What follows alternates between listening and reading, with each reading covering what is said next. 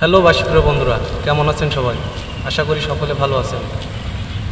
তো যারা ঘরে বসে একদম নতুন বাঁশি বাজানো শিখতে চান, ভিডিওটি সম্পূর্ণ তাদের জন্য।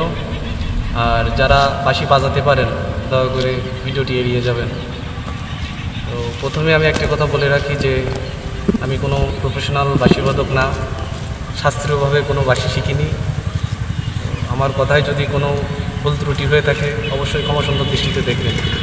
চলুন মূল ভিডিওতে যাও। বন্ধুরা, যারা ঘরে বসে অনেক দিন বাঁশি বাজানোর চেষ্টা করছেন কিন্তু পারছেন না, তো আমি আজকে তাদের উদ্দেশ্যে কিছু কথা বলবো।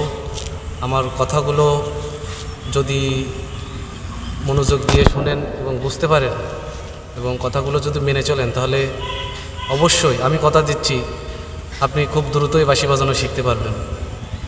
তো বন্ধুরা, সর্বপ্রথম বাঁশি বাজানো শিখতে গেলে আপনাকে একটা কথাই মনে রাখতে হবে যে অন্যরা পারছে, আমি কেন পারবো না। এই কথাটা আপনাকে মাথায় সবসময় রাখতে হবে যে তারা পারছে, আমি কেন পারবো না। আপনার ভিতরে একটা মনোবল তৈরি করতে হবে, আত্মবিশ্বাস যে আমি পারবো। আর বাঁশি শেখার প্রতি আপনাকে অনেক আগ্রহ তৈরি করতে হবে। আপনি প্রতিদিন বাঁশির পিছনে 1 ঘন্টা করে সময় দিন, মন থেকে দেখবেন যে খুব দ্রুতই আপনি বাঁশি বাজানো শিখতে পারছেন। তো এখানে বলতে পারেন যে আমি 1 ঘন্টা কী বাজাবো, আমি তো কিছু পারি না। তো তার জন্য আপনাকে প্রতিদিন 1 ঘন্টা করে সারগাম প্র্যাকটিস করতে হবে। ইউটিউবে অনেক ভিডিও পাবেন, অনেকেই অনেক ভিডিও সারগাম ভিডিও দিয়েছে, আপনি সেগুলো চাইলে দেখতে পারেন। তাছাড়াও আমি আপনাদের এখন কিছু সারগাম দেখাবো। এগুলো যদি আপনি প্রতিদিন প্র্যাকটিস করেন, আপনি 1 মাস প্র্যাকটিস করে দেখুন, অনেক সফলতা লাভ করবেন আপনি। তো আমি আপনাদেরকে কিছু সারগাম দেখানোর চেষ্টা করব। সারগামগুলো দেখবেন মনোযোগ দিয়ে এবং এগুলো প্র্যাকটিস করবেন। যখন সারগামগুলো আপনি সঠিকভাবে পারবেন এবং কিছু পাল্টা সারগাম অভ্যাস করবেন, দেখবেন যে কোনো গান আপনি মনে করলেই সে গানগুলো অনায়াসে আপনি বাঁশিতে তুলতে পারবেন। তো চলুন আমি আপনাদেরকে কিছু বাঁশির যে মূল সারগাম এটা দেখানোর চেষ্টা করছি।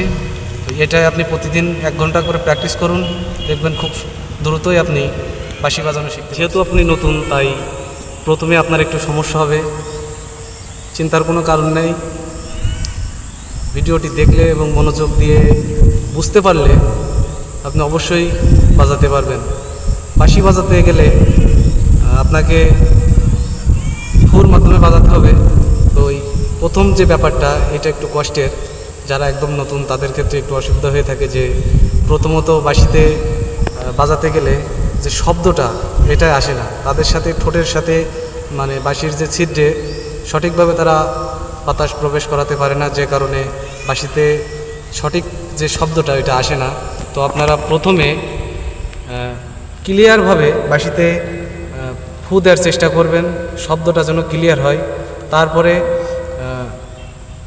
যে বাঁশির বাকি যে 6টা ছিদ্র আছে, মোট 7টি ছিদ্র, একটা দিয়ে ফু দিতে হয় এবং আর যে 6টি ছিদ্র এর মাধ্যমে সারগাম বাজাতে হয়। তো প্রথমে আপনারা বাঁশিটিতে মুখ লাগিয়ে ফু দেওয়া প্র্যাকটিস করবেন, শব্দটা বের করার চেষ্টা করবেন। আমি আপনাদের দেখাচ্ছি একবার কিভাবে।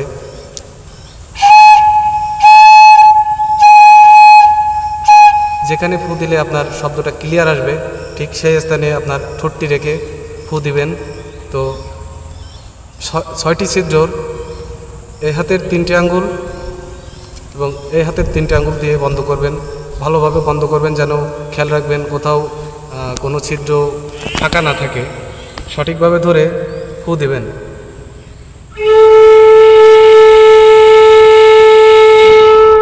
যে ক্লিয়ার সাউন্ডটা শুনতে পারলেন, এরকম ক্লিয়ার সাউন্ড বের করার চেষ্টা করবেন। যত সময় না পর্যন্ত ক্লিয়ার সাউন্ড আসে তত সময় পর্যন্ত চেষ্টা করবেন যে কোনখানে মুখ রাখলে, কোন ঠোঁটটা কোথায় রাখলে ফুর দিলে শব্দটা ক্লিয়ার হচ্ছে, এটা বাজানোর চেষ্টা করবেন। তো আমার দেখেন কোথায় হয়।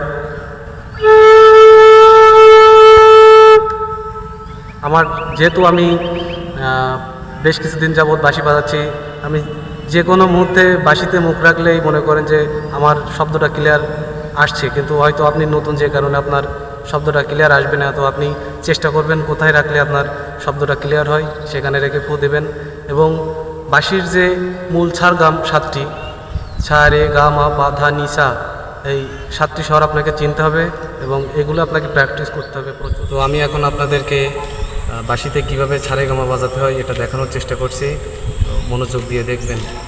বন্ধুরা, আমরা জানি তো যে বাঁশিতে 7টি ছিদ্র থাকে, তো একটা দিয়ে তো হাওয়া দিতে হয় এবং বাদ বাকি যে 6টি ছিদ্র থাকে, যে পাশে হাওয়া দিতে হয় তার প্রথম যে 3টি ছিদ্র, এই 3টি ছিদ্র বন্ধ করে পরের 3টি ছিদ্র খোলা রেখে দিলে ছা বাজে। আমি ছা বাজিয়ে শোনাচ্ছি।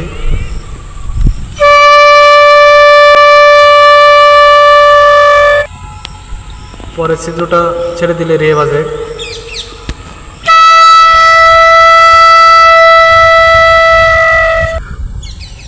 পরেরটা ছেড়ে দিলে গা বাজে।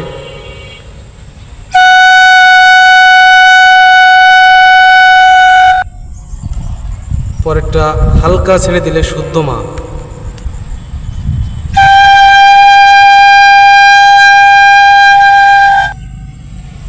পরের মাথার ছিদ্রটা খোলা রেখে বাদ বাকি যে 5টা, এই 5টা বন্ধ করলে পা বাজে।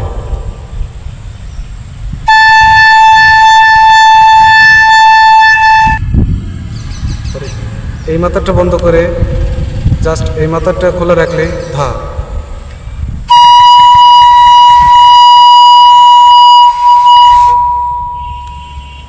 পরেরটা ছেড়ে দিলে নি।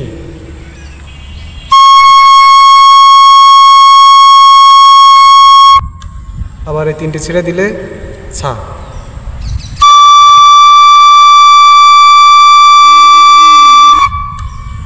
বন্ধুরা, সারগাম বাজানোর সময় একটা কথা অবশ্যই মনে রাখবেন যে নিচের ছা থেকে উপরের ছা যাওয়ার সময় আপনার ফুয়ের গতি একটু করে বাড়াতে হবে।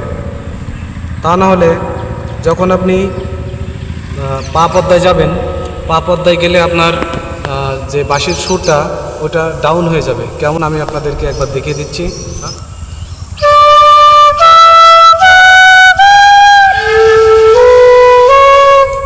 এই যে ডাউন হয়ে যাচ্ছে, এখানে ডাউন করলে চলবে না।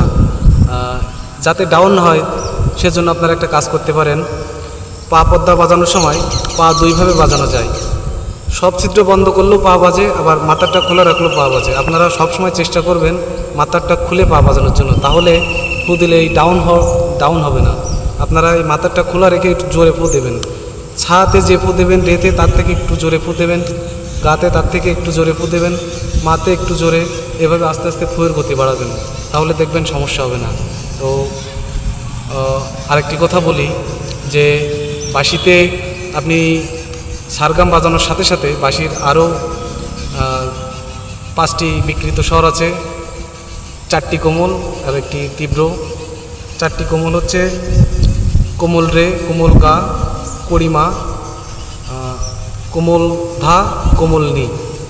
তো এগুলো কিভাবে বাজাতে হয় আমি একটু দেখানোর চেষ্টা করছি। তো এগুলো বাজাতে গেলে আপনাকে অর্ধেক খোলা রাখতে হবে। শুদ্ধ রে বাজানোর সময় ফুল খুলতে হবে এবং কোমল রে বাজানোর সময় অর্ধেক। তো অর্ধেক খুললে কোমল রে বাজে, অর্ধেক খুললে কোমল গা বাজে এবং বাঁশির সবগুলো ছিদ্র খুলে দিলে কড়িমা বা তীব্র মা বাজে। তারপরে ধা অর্ধেক খুলে দিলে ধা, অর্ধেক খুলে দিলে নি। আপনারা সারগামের সাথে সাথে একটু প্র্যাকটিস করবেন, কারণ যখন আপনারা বাঁশিতে গান বাজানোর চেষ্টা করবেন তখন আপনাদের এই স্বরগুলো লাগবে। তো এগুলো প্রথম থেকে প্র্যাকটিস করলে আপনাদের পক্ষে খুব দ্রুতই বাঁশি বাজানো। যেমন আমি আপনাদেরকে কোমল স্বর ও তীব্র স্বর ব্যবহার করে দেখাচ্ছি যে এটা কিভাবে ব্যবহার করতে হয়। আমি একটু সুর বাজানোর চেষ্টা করছি, আপনারা শুনলে অবশ্যই বুঝতে পারবেন যে আমি কোথায় কোমল এবং কড়ি ব্যবহার করেছি। তো আমি একটু শুনিয়ে আপনাদেরকে শোনাচ্ছি।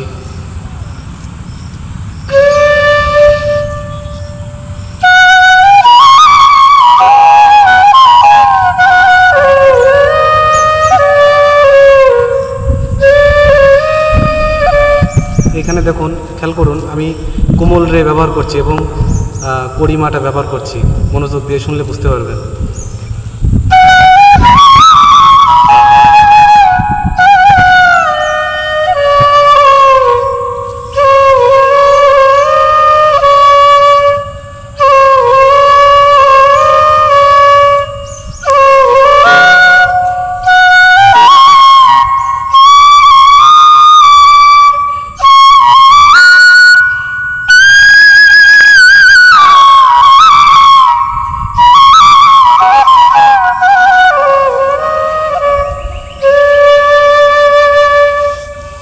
বন্ধুরা, লক্ষ্য করলেন যে আমি কোমল রে এবং কলিমার ব্যবহার করেছি।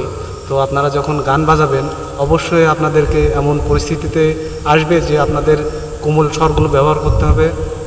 তো বেশি বেশি করে শুদ্ধ স্বরের সাথে সাথে আপনারা যে তার কোমল স্বর আছে এই কোমল নোটগুলো আপনারা প্র্যাকটিস করবেন। আশা করি খুব দ্রুতই আপনারা। আজকের ভিডিওটি আর বেশি লম্বা করব না। যদি কোথাও বুঝতে সমস্যা হয় তাহলে অবশ্যই কমেন্টে জানাবেন। আর ভিডিওটি যদি ভালো লাগে তাহলে ভিডিওতে একটি লাইক করবেন। আর আমার চ্যানেলে যদি আপনি নতুন হয়ে থাকেন অবশ্যই আমার চ্যানেলটি সাবস্ক্রাইব করবেন। ধন্যবাদ সকলকে।